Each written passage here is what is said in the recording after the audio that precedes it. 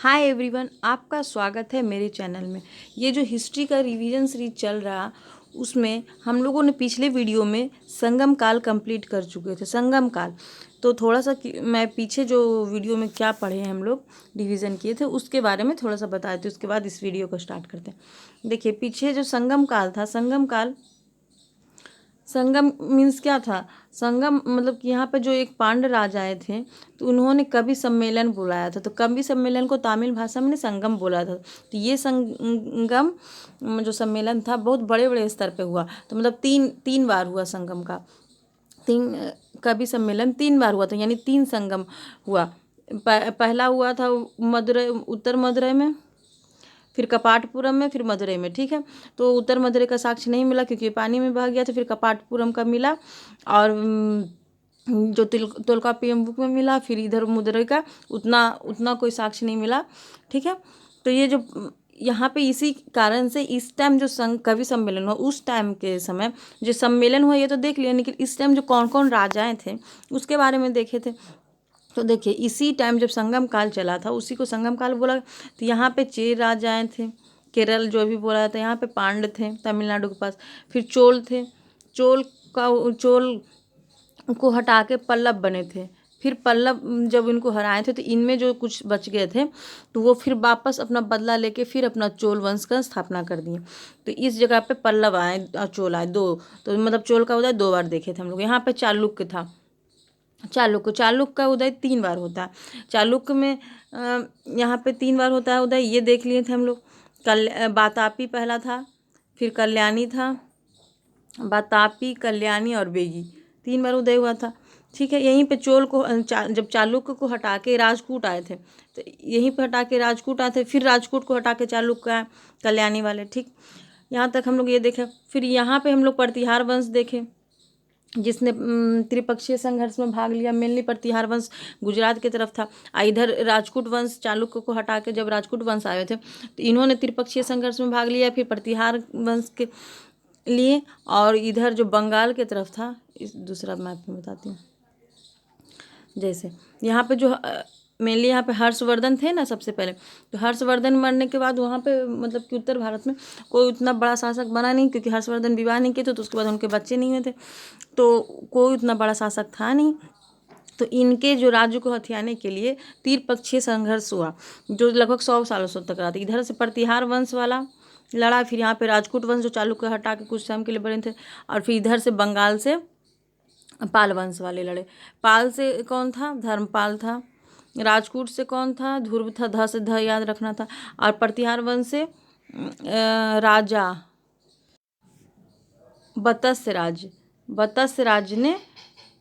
बतस राज्य ने भाग लिया था। ये लगभग 100 वर्ष तक चला था त्रिपक्षीय संघर्ष। ये कन्नौज के पास में हुआ था लड़ाई। तो इसमें तीनों में से सबसे ज़्यादा जीत तो राजकूट का हो रहा था, फिर प्रतिहार का हो गया, यानी कि लास्ट जीत प्रतिहार का हो गया। वो अपने में इतना मिला लिया तो यहाँ पे गुजरात पूरा इतना बड़ा बन गया प्रतिहार वंश। उसके बाद धीरे धीरे फिर प्रतिहार वंश सब वंश का धीरे धीरे मतलब इंड हो गया, अपने खात्मा होते गया, थोड़ा मतलब कमज़ोर पड़ते गए। खात्मा एक तरह से नहीं बोला जाता, कमज़ोर पड़ते गए। फिर यहाँ पे इन सब शासकों के बारे में देख लिए थे। और एक बार फिर बीच में यहाँ पे बीच में एक हम लोग कौन सा वंश, चंदेल वंश देखे थे। चंदेल वंश एमपी के पास लगभग इसलिए देखे थे क्योंकि इन्होंने मंदिरों का ज़्यादा निर्माण कराया था। चंदेल वंश के शासक कौन थे? इसी को या तो जाजुक्ती वंश भी बुलाया था। तो चंदेल के शासक नानुक थे। इसके बाद जिन्होंने संस्थापना किया यशवर्धन ने क्या किया था? यहाँ खुजराहो ने वहाँ पे विष्णु मंदिर बनवाया था। इसी को चतुर्भुज मंदिर भी बुलाया था। फिर इन्हीं के अगला शासक जो बेटा बने धंग, उन्होंने फिर कंदरिया महादेव का मंदिर यहीं खुजराहो में बना दिया। तो इम्पोर्टेंट मंदिरों चंदेल वंश के टाइम में बना।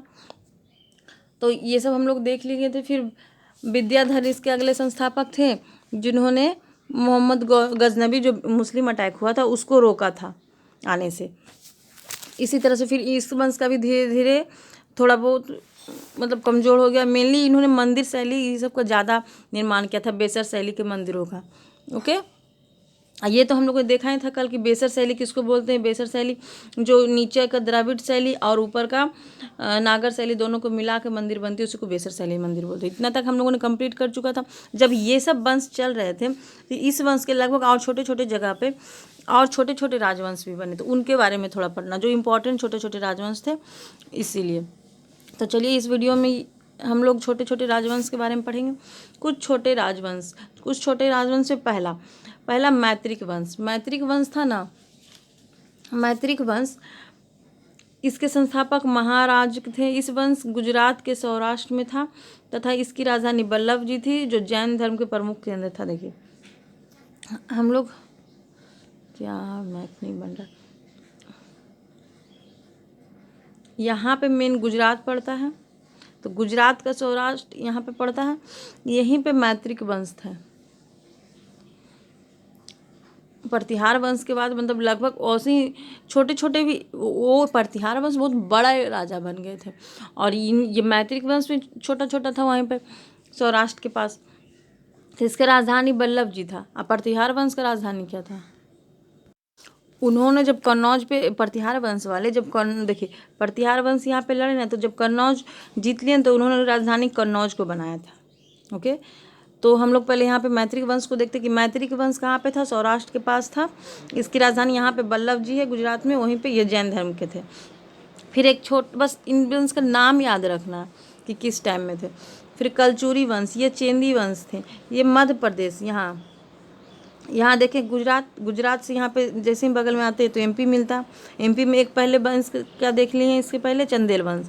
यहीं पे गुजरात में एक चेंदी वंश इसको बोला गया, या कलचुरी वंश, ये त्रिपुरी के क्षेत्र में था। इस वंश के संस्थापक कोलाकौल फर्स्ट थे। इस वंश के सबसे प्रतापी राजा गंगदेव थे। इन्होंने भी विक्रमादित्य की उपाधि धारण किया था। हम लोगों ने पीछे भी देखा कि गुप्ता काल में कितने राजाओं ने विक्रमादित्य की उपाधि किए थे धारण, 14 राजाओं ने। सबसे पहले चंद्रगुप्त प्रथम ने किया था। हम कहते इसी तरह से इन्होंने भी, राजा सब अपने लिए एक उपाधि धारण करते थे, तो ई कलचुरी चेंदी शासक वाला भी विक्रमादित्य की उपाधि धारण किया था। यही क्वेश्चन पूछा भी जा सकता है कि विक्रमादित्य की उपाधि गुप्ता शासक को छोड़ के और किस वंश ने धारण किया था, तो चेंदी वंश वाले ने। ओके, अब इसके बाद गौड़ वंश। गौड़ वंश मतलब बंगाल के इधर था, ये बंगाल के क्षेत्र के इधर था। देखिए यहाँ पे मैत्रिक वंश, इसके बाद कलचुरी वंश, यहाँ पे हम लोग गौड़ वंश लगातार देखते चल रहे हैं इस तरह से।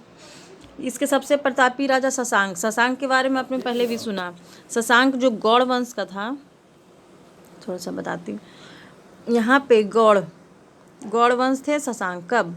शशांक को ही हर्षवर्धन ने मारा था। यहाँ पे जो हर्षवर्धन का कन्नौज में अपना, उनकी जो हर्षवर्धन की बहन थी राजश्री, उनका विवाह हुआ था, तो उनके पति थे देवगुप्त, तो देवगुप्त को मार दिया था। राजश्री के पति थे ग्रहबर्मन उनका नाम था, तो उनको मार दिया था देवगुप्त। इधर जो छोटा सा एक शासक था ना देवगुप्त, वो आके मार दिया था।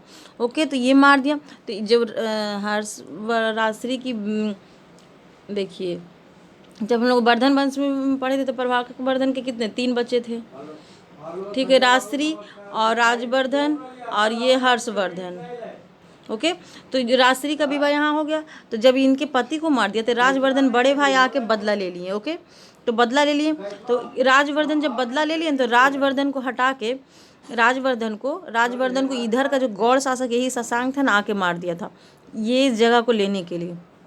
ठीक है, तो शशांक यहीं पे देखने को मिल रहा है कि शशांक किसके टाइम में, वर्धन वंश के समकालीन चल रहा है। ओके, यही बताना मैं चाह रही थी। फिर शशांक को जब अपना भाई का फिर बदला लेने के लिए हर्षवर्धन आते हैं और फिर शशांक को मार देते हैं, ये चीज़ बताने चाह रही थी। तो ये शायद आपको रिकॉल हो गया होगा। तो गौड़ वंश बंगाल के क्षेत्र का था। सबसे प्रतापी राजा शशांक था। इसने, देखिए यहाँ पे लिखा हुआ, इसने राजवर्धन की हत्या कर दी तथा महाबोधि वृक्ष को भी कटवाया था, इसमें आग लगवा दी थी। इसकी हत्या हर्षवर्धन ने कर दी थी, जिसके बाद यह वंश स्वतः ही समाप्त धीरे धीरे हो गया। मतलब धीरे धीरे कोई बड़ा राजा नहीं रहता है ना, तो उनका अर्थव्यवस्था कमजोर होता है, तो फिर राजस्व भी खत्म होता है।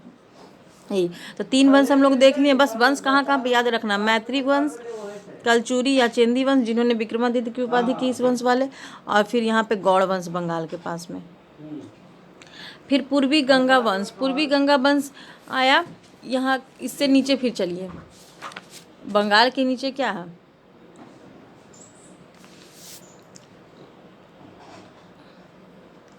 यहाँ पे हम लोग मैत्रिक वंश, चेंदी वंश, और यहाँ बंगाल के पास गौड़ वंश, इसके नीचे उड़ीसा वगैरह में पूर्वी गंगा वंश।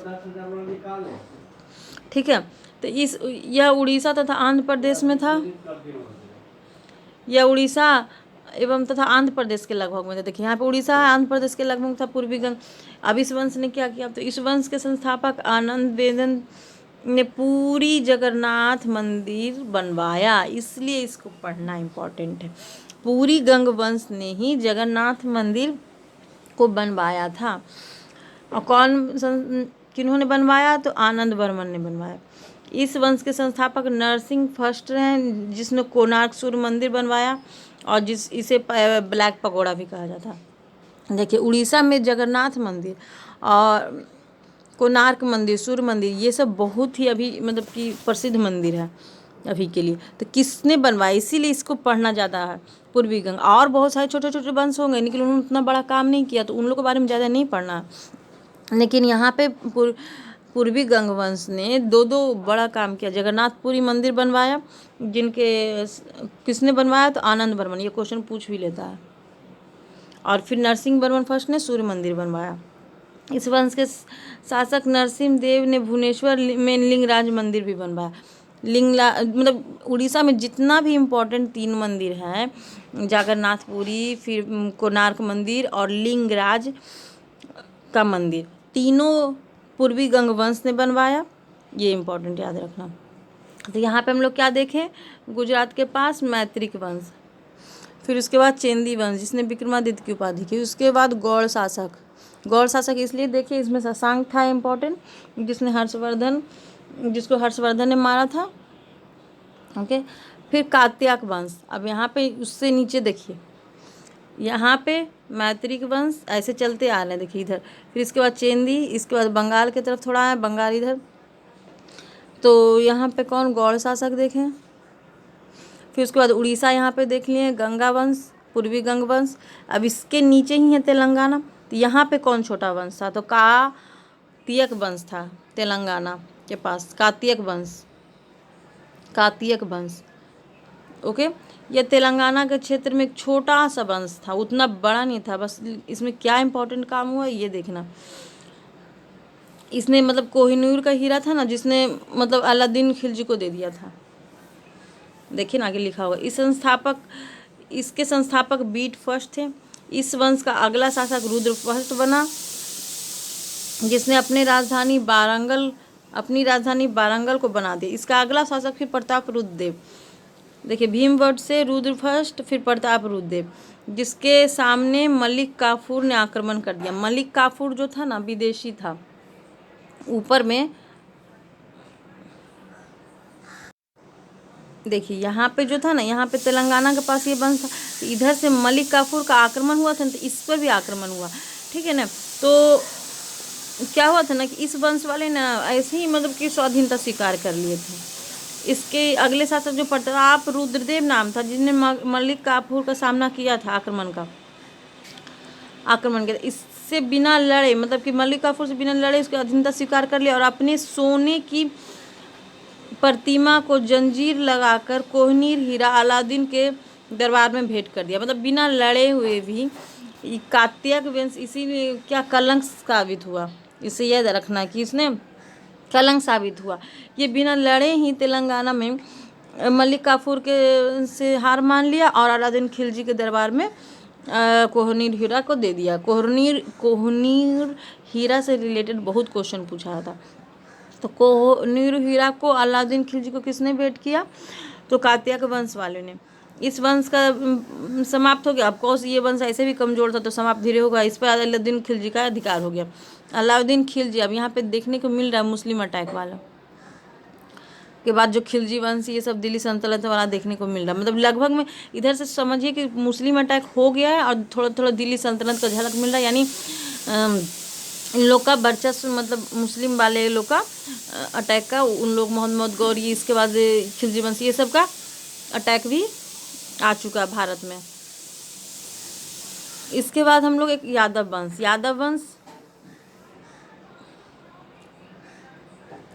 यह वंश महाराष्ट्र के देवगिरी क्षेत्र में था। अब यहाँ पे देखिए, यहाँ पे हम लोग मैत्र वंश देख लिए, इधर से हम लोग देखते चल रहे हैं, देखिए है ना कैसे कैसे देखें। यहाँ पे मैत्रिक वंश था, यहाँ पे चेंदी वंश, फिर यहाँ पे गौड़ वंश शशांक वाला, फिर यहाँ पे पूर्वी गंग वंश जिसने मंदिरों का, जगन्नाथपुरी ये सब मंदिर का निर्माण किया, फिर अभी जो कलंक लगा दिया कात्यायन वंश, और फिर यहाँ पे महाराष्ट्र के पास यादव वंश। यहाँ पे देखिए सब छोटे छोटे राजा दिख रहे हैं। महाराष्ट्र के देवगिरी के क्षेत्र में था, यहाँ पे महाराष्ट्र है।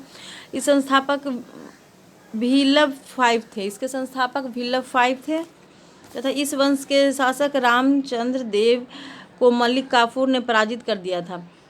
किंतु इसकी वीरता को देखकर, देखिए यादव वंश वाले वीर निकले, ये लड़े, हारे फिर भी लड़े, लेकिन कात्यायन वंश वाले बिना लड़े ही सब हाथ खड़ा कर दिया था। तो इसीलिए इसकी वीरता को देखकर अलादीन खिलजी ने इन्हें देवगिरी का जागीरदार दे दिया था। मतलब हारे फिर भी उस देखा कितना वीर है, तो उसका जागीरदार यानी वहाँ का जितना भी काम धाम देखने यादव वंश को ही दे दिया। ठीक है, तो मलिक, ये क्वेश्चन पूछा था कि मलिक काफूर का सामना किसने किया था यादव वंश में, तो रामचंद्र ने। राम भगवान से याद रखिए, रामचंद्र।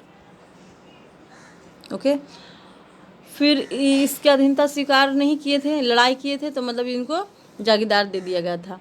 फिर यादव के ही सामंत ना, मतलब यादव जो वंश था उस टाइम, सामंत, उस टाइम सामंती व्यवस्था क्या होता था, सामंती व्यवस्था जो अपने मतलब मंत्री वगैरह जिसको भी रखते थे उनको जमीन देते थे, तो इनके ही सामंत थे होशियल वंश, होशियल वंश इन्हीं के सामंत। तो यही आगे जाके यादव को हरा के फिर सामंत, मतलब ये तो देखा ही जा रहा है कि सामंती व्यवस्था में सामंत ही हटा के आगे बढ़ जा रहा है, क्योंकि उस सामंती में उनको ज़मीन ज़्यादा होता था, तो फिर उनके पास ज़्यादा ज़मीन होने के बाद फिर उनका अधिकार भी ज़्यादा हो जाता था, राजा से ज़्यादा उन्हीं के पास ज़मीन होता था, सामंत लोगों के पास। तो होशियल वंश आता है, ये देख लेते हैं हम लोग। होशियल वंश यादव वंश के सामंत ही थे। लिखा हुआ, इन्होंने ही अपनी राजधानी द्वार समुद्र को बनाया, इन्होंने अपनी राजधानी द्वार समुद्र को बनाया। द्वार समुद्र कहाँ पे, नीचे, महाराष्ट्र के नीचे। फिर इस वंश के संस्थापक विष्णुवर्धन ने बेल्लोर में चेनाब केशव मंदिर बनवाया तथा जिन्होंने मलिक काफूर ने पराजित कर दिया, यह वंश समाप्त हो गया। देखिए मलिक काफूर यहाँ पर देखने को मिल रहा है कि मुस्लिम अटैक आगे से इधर बाहर वाले देशों का अटैक मलिक काफूर का बहुत चल रहा है, छोटे छोटे वंशों पे। यहाँ पे मैत्रिक वंश था, यहाँ पे चेंदी वंश एमपी के पास, फिर बंगाल में गौड़ वंश देखने को मिला, यहाँ पे पूर्वी गंग वंश उड़ीसा आंध्र प्रदेश के लगभग में, फिर उसके नीचे तेलंगाना में कात्यायन वंश जिन्होंने कलंक थोप दिया, यानी कि कोहनी ढोरा दे दिया अलादीन खिलजी को। फिर यहाँ पे यादव वंश जो महान वंश, मतलब कि बहादुर वंश। इसके बाद इसी को हटा के यहाँ पे थोड़ा सा यहाँ पे होशियल वंश आता है, जो इसी के सामंत रहते हैं, और ये जो है ना बेल्लूर मंदिर का निर्माण करवाते हैं होशियल वंश वाले। तो देखिए नीचे का दक्षिण भारत का पूरा हम लोग इतिहास पढ़ चुके हैं लगभग। संगम काल देख लिए, उसके बाद अब संगम काल के बाद त्रिपक्षीय संघर्ष को भी देख लिए, उसमें कौन कौन शामिल हुआ था, उसके बाद उसमें ही लगभग में कौन छोटे छोटे राजाओं रहे, सब काल सिमिलर होते हुए कौन छोटे छोटे राजाओं का जो मेन काम था वो देख लिए पूरा। अब यहाँ पे उत्तर भारत में भी उतना कोई इम्पोर्टेंट राजा नहीं था, तो यही का उनका भी देख लिए थे, कौन सा हर्षवर्धन का वंश। उसके बाद तो कोई इम्पोर्टेंट राजा का काम नहीं रहा, तो इतना कंप्लीट हो चुका। अब इसके बाद हम लोग का कहाँ बच गया, देखिए इंडिया में अब हम लोग पूरा इंडिया को तो देख ही लिए, ऐसे है ना इंडिया का मतलब, तो इतना तक तो देख ही लिए। अब हम लोग को क्या बच गया, ऊपर कश्मीर, तो कश्मीर के बारे में भी थोड़ा सा हम लोग को पढ़ना पड़ेगा। तो कश्मीर का इतिहास, कश्मीर में कौन कौन से वंश थे, क्योंकि यहाँ पर भी कुछ कुछ महान राजाएँ बने। मेनली यहाँ पे ना कश्मीर में 3 वंश रहा, कारकेट वंश, काका से नाम ही है रख देखिए, कारकेट वंश, फिर उपतल वंश, और उसके बाद लोहार वंश। अब इन लोग का क्या क्या काम था ये देखते। 3 वंश कहाँ चले गए, यहाँ तक हो गया होशियल वंश जो यादव के ही थे। अब यहाँ से आते हैं कश्मीर का इतिहास। कश्मीर के इतिहास में क्या, कश्मीर का इतिहास के बारे में जानकारी हमें कहाँ से मिलता है, तो कलहन की बुक से, कलहन की बुक राजतरंगिणी से, ये याद रखना। कश्मीर का इतिहास की जानकारी कहाँ से मिलता है, कलहन की बुक राजतरंगिणी से। ये क्वेश्चन पूछा हुआ है एकदम, कोई एग्ज़ाम में, मुझे एग्ज़ाम का नाम याद नहीं है, पर मैंने ये क्वेश्चन देखा था। राजतरंगिणी से कश्मीर के इतिहास का पता चलता है। इसमें 3 वंश की जानकारी मिली है। जो भी बुक कालंगनी है ना, उसमें राजतरंगिणी बुक में 3 ही वंश का जानकारी मिला। पहला काकेट वंश, फिर उत्तल वंश, फिर लोहार वंश। तो पहला काकेट वंश क्या है? इस वंश के संस्थापक दुर्लभ वर्धन थे। इन्होंने दरबार में इसके दरबार में ह्वेंसुंग आया। यानी ह्वेंसुंग किसके किसके दरबार में आया है, याद रखिएगा। मतलब ये ह्वेंसुंग के टाइम का है। ह्वेंसुंग कहाँ से आया था? चाइना से आया था। यहाँ पे देखिए, यहाँ चाइना, तो चाइना से ही ह्वेंसुंग आया था। तो यहाँ पे हम लोग देखे थे कि वर्धन वंश के हर्षवर्धन के दरबार में ह्वेंसुंग आया था। इसी को ही महामोक्ष परिषद का अध्यक्ष बना दिए थे हर्षवर्धन ने, जिसके कारण ब्राह्मणों ने विरोध किया था उनका। ओके, वर्धन वंश के बाद एक और वंश के पास आया था, मैंने कल का वीडियो में बताई हूँ।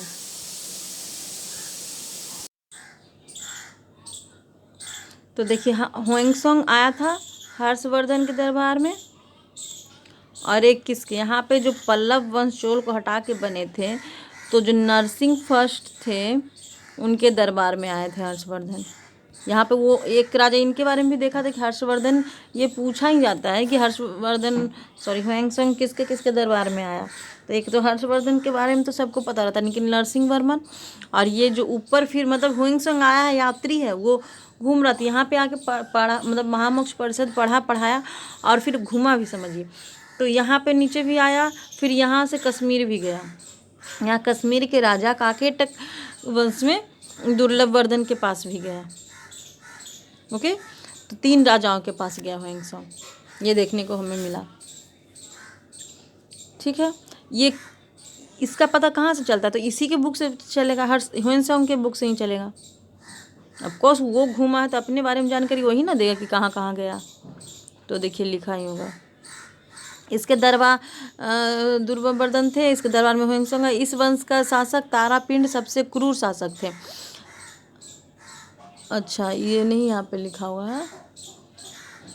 ह्वेंसुंग का बुक है ना, यहाँ पे नहीं दिया गया नोट्स में, क्योंकि में ही इससे पता चलता है कि ह्वेंसुंग इसके दरबार में आया। वो इसके मतलब इस वंश के बारे में भी अपने बुक में चर्चा किया, काकेट वंश के बारे में। ओके, तो इसके सबसे तारापिंड इसका सबसे क्रूर यानी बदमाश आया था। इस वंश के सबसे योग्य राजा ललितादित्य मुक्तिपिंड थे, जिसने मालवा के चंदेल शासक योगवर्धन को पराजित किया था। अब देखिए, योगवर्धन तो आपको याद ही होगा, जो चंदेल शासक, यहाँ पे जो मंदिरों का निर्माण किए हैं जिस वंश ने। तो यहाँ पे योगवर्धन जो था, इसको यहाँ से कश्मीर का काकेट वाला हराया है। ये योगवर्धन ने क्या क्या काम किया, कल हम लोग देखे ना था कि इसने खजुराहो में विष्णु मंदिर बनवाया था यशवर्धन ने। ओके, तो इसको भी हराया। इसके जो प्रतापी राजा ललितादित्य मुक्तिपिंड थे। इस वंश का अंतिम शासक जयपिंड बना। जो जयपिंड था ना, सबसे लास्ट शासक रहा काकेट वंश का। इसके बाद 810 आते आते, मतलब सारा जो भी 810 900 आते आते ना, सारा वंश उतना, जयसिंह की मृत्यु हो गई, उसके बाद 9वीं सदी में काकेट वंश लगभग समाप्ति पे आ गया।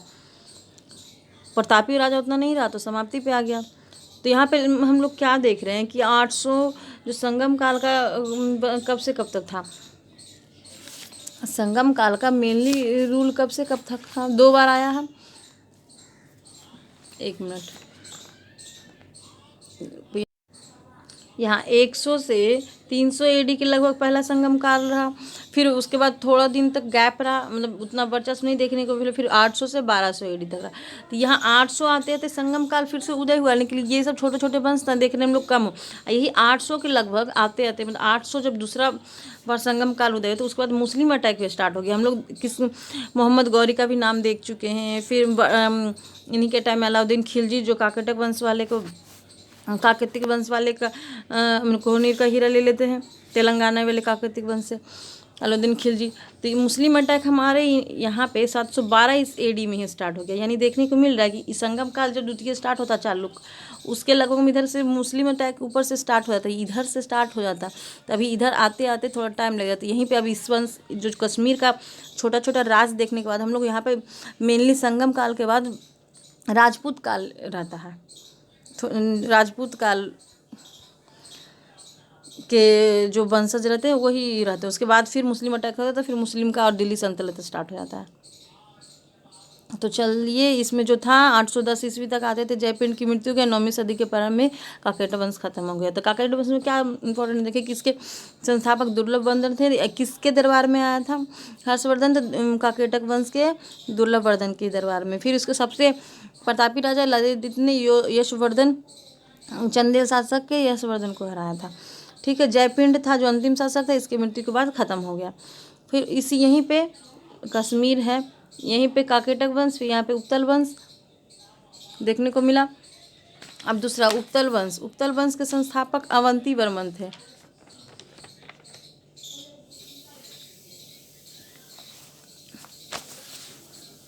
हाँ, उत्तल वंश के संस्थापक अवंती वर्मन थे। अवंती वर्मन थे, इन्होंने अवंती नामक नगर बनाई। अवंती नामक एक नगर बनाया। या साम्राज्य पर यहाँ की महारानी दिव्य यानी विद्या का प्रभाव सर्वाधिक था, यानी महारानी का ज़्यादा वर्चस्व रहता था। इसकी मृत्यु के बाद इस वंश में इसका बागडोर संग्राम राज्य के हाथ में आ गया था, किंतु संग्राम राज्य इस वंश का अंत करके लोहार वंश का मतलब स्थापना की। यही उत्पल वंश के ही हटा के मतलब लोहार वंश आ गया, ये देखा गया। यानी साम्राज्य राज्य था ना, वो छोटा सा होगा राजा, वो अपना इस वंश को, उत्तल वंश को हरा के, मतलब जब महारानी का मृत्यु हो गया तो उसके बाद वहाँ के हरा के वहाँ के जगह को अपने अधीन ले लिया और लोहार वंश का स्थापना कर दिया। बस लोहार वंश के संस्थापक यहाँ पे संग्राम राज ही होंगे। इस वंश का शासक हर्ष, इस वंश में नाम है हर्षवर्धन हर्ष, एक योग शासक होता है। इस समय कश्मीर में भीषण काल पड़ता है और इसने नीरो की उपाधि धारण की। मतलब भीषण अकाल में भी ना अपने साम्राज्य को अच्छा से संभाला, तो इसीलिए टाइटल इसको नीरो मिला। टाइटल, उपाधि को टाइटल बोलते हैं इंग्लिश में। यह एक विद्वान भी था जिसके दरबार में कलहन नामक विद्वान आए थे। कलहन जिन्होंने राजतरंगिणी बुक लिखा है। अभी कलहन का चर्चा यहाँ पे भी देखे ना हम लोगों ने, कहाँ पे देखे, राजतरंगिणी में। ओके, तो राजतरंगिणी बुक, कलहन ने ही राजतरंगिणी बुक लिखा। तो यही बुक ना, कहाँ गया, यही बुक ना जो राजतरंगिणी बुक है, एक मिनट ऊपर दिखेगा नहीं, यहाँ पे कलहन नामक विद्वान रहते थे। इसके अगले शासक जय सिंह है। तो इसी के काल में राजतरंगिणी बुक को पूर्ण किया गया। इसके बाद कश्मीर पर यवन आक्रमण हो गया। यवन वाले, जो यवन कहाँ पे है, इंडिया से कहाँ पड़ता है, इधर पड़ता है यवन, तो यहाँ से यवन का आक्रमण हो जाता, वही मुस्लिम अटैक वगैरह, यहाँ से मुस्लिम लोग आते। तो राजतरंगिणी बुक ना लिखना स्टार्ट किए थे हर्ष है ना, उन्हीं के टाइम में। कौन से वंश, लोहार वंश के जो हर्ष थे, उन्हीं के टाइम में राजतरंगिणी बुक लिखना स्टार्ट किए थे कलहन ने, उन्हीं के दरबारी कवि थे। तो कंप्लीट किए उनके अगले शासक जो जय सिंह थे ना, उनके टाइम में। ये पूछा था कि राजतरंगिणी बुक किसके टाइम कंप्लीट हुआ, तो जय सिंह के टाइम कंप्लीट हुआ। कौन से वंश के टाइम में, लोहार वंश के टाइम में। ओके, और फिर राजतरंगिणी बुक का लिखा किसने, तो कलहन ने लिखा ये चीज़। और अब यवन आक्रमण हो गया। तो यवन आक्रमण के बाद ना कश्मीर पर तुर्क शासकों ने अधिकार कर लिया। इस सबसे योग्य शासक जैनुल आवेदीन थे। यह कश्मीर का अकबर कहलाते। ये क्वेश्चन पूछा था कि कश्मीर के अकबर कौन कहलाते हैं, तो जैनुल आवेदीन। ये सबसे योग्य तुर्क शासक थे। देखिए तुर्क शासक क्यों होंगे, तुर्क शासक इसलिए कि देखिए कश्मीर में किस वंश का भी था, लोहार वंश। तो लोहार वंश के बाद तो मेनली यवन आक्रमण हो गया, तो कोई वंश रहा नहीं उतना इम्पोर्टेंट। तो इसके बाद जो ये यवन का जो यवन वाला करने लगा राज, तो यवन का जो राजा यहाँ पे आया तो जैनुल अबिन अकबर कहलाया। क्यों? कि उसने अकबर के जैसा ही काम किया। जैसे अकबर ने मध्य भारत में पूरे भारत में अपना वर्चस्व फैलाया, उसी तरह से जैनुल अबिदीन ने कश्मीर में पूरा कश्मीर को मतलब फिर से मतलब कि रिकन्स्ट्रक्ट अच्छा मतलब अच्छे अच्छे काम किए, जो सिमिलरिटी है अकबर से। ओके, ये बहुत ही इंपॉर्टेंट, याद रखिएगा इसका नाम जैनुल अबिन। मेरे साथ 3-4 बार बोलिए, जैनुल अबिन जो तुर्क शासक है, वही कश्मीर का अकबर कहलाता है। अब इससे रिलेटेड एक फैक्ट और याद रखिए। तो ये चीज़ तो हम लोग देख लिए। तो देखिए यहाँ पे कश्मीर वंश खत्म हो गया, तुर्क देख लिए। अब एक चीज़ और आगे चल के पढ़ना रहेगा। तो देखिए कश्मीर का जो अकबर कौन कहलाया? तो जैनुल अबिन। ओके, और फिर जब आगे पढ़ेंगे तो दिल्ली का अकबर कौन कहलाता है? आगे जाके पढ़ना रहेगा जब सल्तनत काल। तो दिल्ली का अकबर फिरोज शाह तुगलक कहलाएगा, फिरोज शाह तुगलक। ओके, और द्वितीय सिकंदर, अब सिकंदर, अब ये अकबर के बारे में, अकबर का भी नाम मतलब अकबर के नाम पे दो दो लोग को उपाधि मिला। कश्मीर का अकबर जैनुल अबिन और दिल्ली का अकबर कहलाया फिरोज शाह तुगलक। इसी तरह से सिकंदर भी महान था, तो सिकंदर के नाम पे भी द्वितीय सिकंदर किसको बोला गया है? द्वितीय सिकंदर आगे पढ़ेंगे ना, जो अलाउद्दीन खिलजी, जिसको कोहिनूर हीरा दे दिया है, तो अलाउद्दीन खिलजी वंश का इसको बोला गया है द्वितीय सिकंदर के नाम पे। ठीक है, नाम दिया गया। जिसने कोहिनूर हीरा ले लिया था तेलंगाना के कातिक वंश से। तो ही देखिए रिलेटेड फैक्ट मैं बताते जा रही हूँ, आप ध्यान देते जाइएगा। नोट्स कॉपी रख लीजिए, जो बोलते जा रही हूँ थोड़ा सा नोट्स करते चलिएगा, तो बाद में रिवीजन में और काम आएगा। चलिए, तो ये हम लोग संगम काल कंप्लीट हो चुका है। अब यहाँ पे राजपूत काल देखेंगे। हम लोग देखा ही कि संगम काल का समय कितना था, 100 से लगभग 300 के बाद, फिर 300 के बाद लगभग ऐसे ही, फिर 300 से 800 लगभग तक यहाँ तक रहा, फिर 800 तक रहा ना। तो 800 AD के बाद, 800 AD के बाद संगम काल का को जो वंश थे चेल चोल पांड्य, ये सब को उतना वर्चस्व मिला। इसके बाद मेनली 800 के बाद 1200, 800 से 1200 तक मेनली वर्चस्व राजपूत काल का देखेंगे। इस काल के वंश को देखेंगे। ओके, इसके साथ साथ मुस्लिम अटैक होते हैं वो भी देखते हैं, जो यवन से होते हैं। चलिए, राजपूत काल का काल कब से है? 800 से 1200 तक। पूर्वी मध्यकाल, ये पूर्व मध्यकाल है, यानी बीच का काल। यहाँ पे मेनली राजपूत काल का चलता है।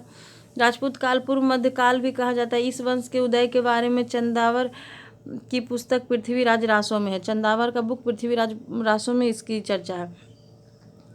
और इस पुस्तक के अनुसार माउंट आबू पर एक अग्निकुंड हवन 4 वंश का उदय हुआ।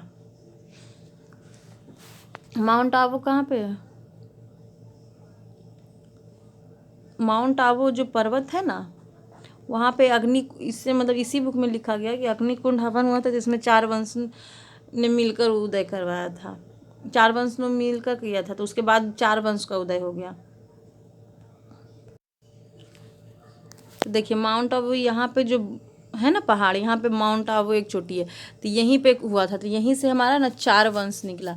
इधर के तरफ चौहान वंश का उदय हुआ, इधर के तरफ प्रतिहार वंश जो हम लोगों ने पढ़ा ही, जो त्रिपक्षीय संघर्ष में देखने को मिला गुजरात की तरफ, और फिर इधर परमार वंश। ओके, और चालुक्य वंश, चालुक्य सोलंकी वाला। ठीक है, यहीं पे इसके पहले भी चालुक्य का 3 बार देखे थे, यानी कि ये दूसरा चालुक्य, बस नाम सेम है। ओके, तो चलिए यहाँ पे जो लिखा है उस पर चलते हैं। तो माउंट आबू एक अग्निकुंड है, यहाँ पे माउंट आबू है। महाराष्ट्र के जो पहाड़ियाँ हैं सब माउंट आबू, ये सब यहीं पे। 4 वंश प्रतिहार, परमार, चालुक्य, चौहान। इस तरह से याद रखना कैसे है ना, इधर प्रतिहार, इधर परमार का रहा वर्चस्व, प से आगे आगे सामने सामने, और यहीं पे चौहान वंश और चालुक्य वंश। च से चालुक्य, च से चौहान, मतलब 2 देखिए 2